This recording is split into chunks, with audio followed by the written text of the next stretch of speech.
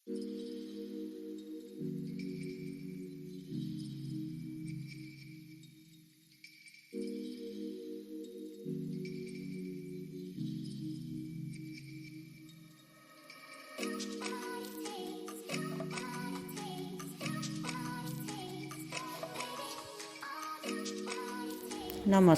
किटुन डुडुन kitchen ने आपण समस्त को अनेक अनेक स्वागत।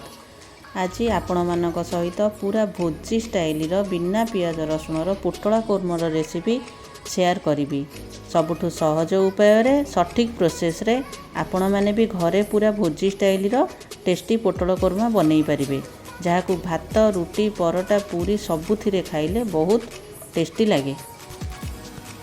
तेबे एही भली पोटल कोर्मा बनैबा को हेले आजिर भिडियोटी को फुल वाच करंतु।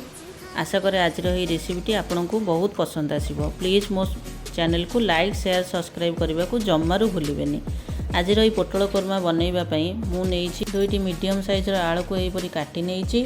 हाफ केजी रो पोटल को भल्ल भाबरे धोई ताकू मझिरु एमिति काटी नेइछि। एबे आमे गैस रो फ्लेम को ऑन करी कड़ाई को गरम करी से नहीं जावा किछि रिफाइन तेल दे। जेहेतु आज मुझे बिना पियाज रसुण रे पोटल कोर्मा बनाऊँगी से मुझे रिफाइन तेल यूज करिछि। तेल भल भाव गरम होगापी देवा। तेल भल भाव गरम हो गले एथिरे आमे काटी रखिथिबा पोटल को फ्राई करने दबा।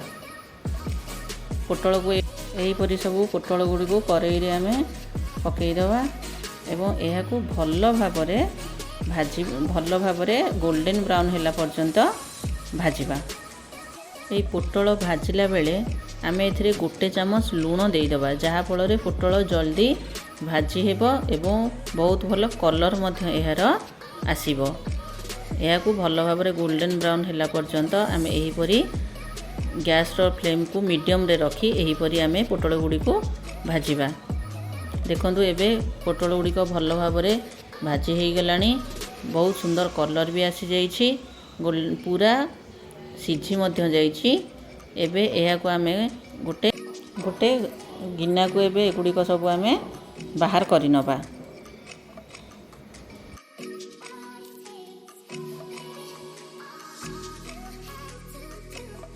एबे आमे सेही सेम कड़ाई रे 2 रु 4 चामच नहीं जिबा तेल। तेल को भल भाव गरम होगापी देबा। एबे एथिरे आमे काटी रखिथिबा आलू सबको भाजीबापी देइदबा। आलू को मध्य सेमती गोल्डन ब्राउन होला पर्यंत आमे फ्राई करिबा।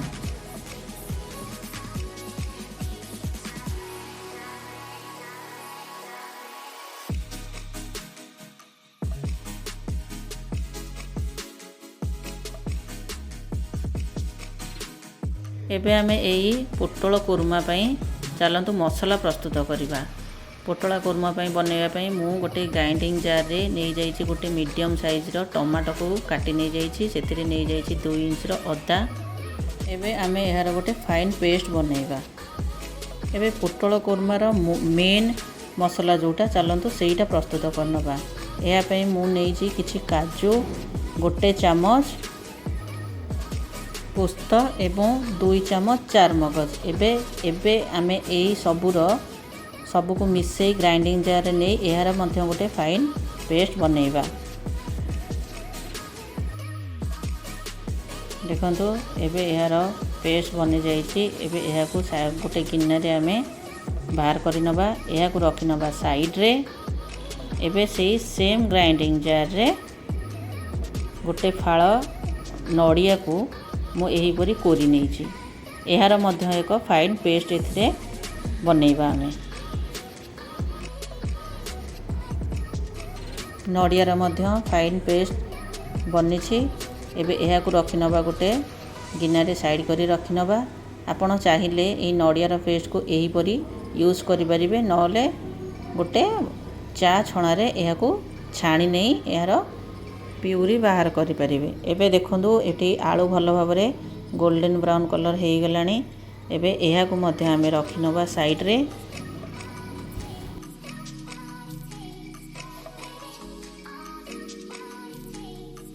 एबे सेही सेम कड़ाई रे आमे नै जिबा 2 रु 4 चामच तेल।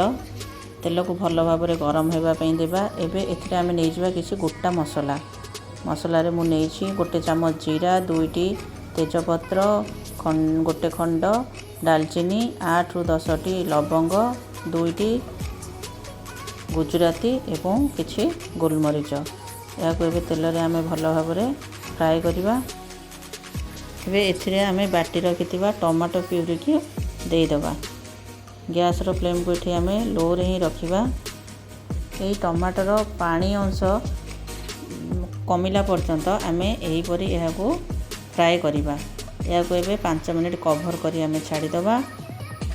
5 मिनिट परे देखंतु एथिरे थिबा सबु पानी अंश मरि जाइछि। एबे आमे एथिरे किछि गुंड मसला यूज करवा। प्रथमे मु नेछि गोटे चामच जीरा पाउडर, गोटे चामच धनिया पाउडर, किछि हळदी गुंड एवं गोटे चामच करी पाउडर। ये करी पाउडर मध्य बिना पियाज रसुन अच्छी। एथिरे देई दबा गोटे चामच लंका पाउडर। एबे याकू अल्प किछि पानी देई भल भाव में मिसई नबा। मिसईकी याकू 5 मिनिट कवर करी कुक होबा पई छाड़िबा। 5 मिनिट पर देखंतु मसला सब भल भाव में कषि हो जाइछि। एबे एथिरे आमे दबा गोटे चामच कस्तूरी मेथी। याकू भल भाव में मिसई एबे एथिरे आमे बाटी रखिथिबा काजू पोस्त एवं चारुमगजर पेस्ट को एथिरे आमे देई दबा। एई टाइम रे आमे गैस रो फ्लेम को लो ही रखिबा कारण काजू नले करेई रे तळु लागी जिबार चांसेस अछि। एबे एथिरे नडिया रो प्यूरी को मध्य देई दबा। ए सब को भल भाव में मिसई 5 मिनिट पर्यंत याकू कवर करी 5 मिनिट पर्यंत कुक होबा पई दबा। 5 मिनिट पर देखंतु एथिरे थिबा सबु पानी अंश मरी जाइछि एवं मसला सबु भल भाव में कुक होइछि। एबे एथिरे आमे अल्प किछि पानी देई याकू भल भाव में मिसई नबा एवं जो पोटल एवं आलू को जो फ्राए करी आमे रखिथिले एबे ए सबु सेथिरे देई देई याकू मसला सहित भल भाव में मिसई नबा। याकू मसला सहित भल भाव में मिसई नबा जेपरिकी मसला पोटल एवं आलू सहित भल भाव में कषि हो जिवो। एबे आमे ए सबु को भल भाव में मिसई कवर करी 5 मिनिट पर्यंत छाड़िबा। 5 मिनिट पर देखंतु पोटल कोरमा भल भाव में पोटल आलू सबु मसला सहित भल भाव में कषि हो जाइछि। एबे आमे एथिरे दबा पानी। आपन को जेतिकी ग्रेवी पसंद आपण सेही अनुसार पानी देबे। पानी देई याकू मध्य भल भाव में मिसई नबा। एबे एथिरे आमे दबा स्वाद अनुसार लूण। मन रखंतु पोटल भाजिला बेले मध्य आमे किछि लूण देइथिले सेही हिसाब रे आमे एबे एठी स्वाद अनुसार लूण दबा। लूण देला परे याकू भल भाव में मिसई नबा। भल भाव में मिसई ए सब को सिझिबा पई पुणी 5 मिनिट कवर करी छाड़िबा। 5 मिनिट पर देखंतु पोटल कोरमा पूरा रेडी हो गलानी। परिवा मध्य सब भल भाव में सिझी जाइछि। एबे आमे एथिरे गोटे चामच गरम मसला लास्ट रे ऐड करिबा। गरम मसला ऐड करी ए सब को भल भाव में मिसई दबा। एबे हमर गरमा गरम पोटल कोरमा रेडी हो जाइछि। पूरा भोजी स्टाइल रो पोटल कोरमा बनिछि। थरे आपण एहा को ट्राई करंतु। आशा करूछि आजिर मोर एही रेसिपी आपण समस्त को बहुत भल लागिथिबो।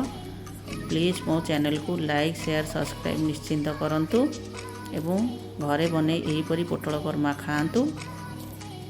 रहुछि आसीबी आउ गोटे नुआ रेसिपी सहित। जय जगन्नाथ।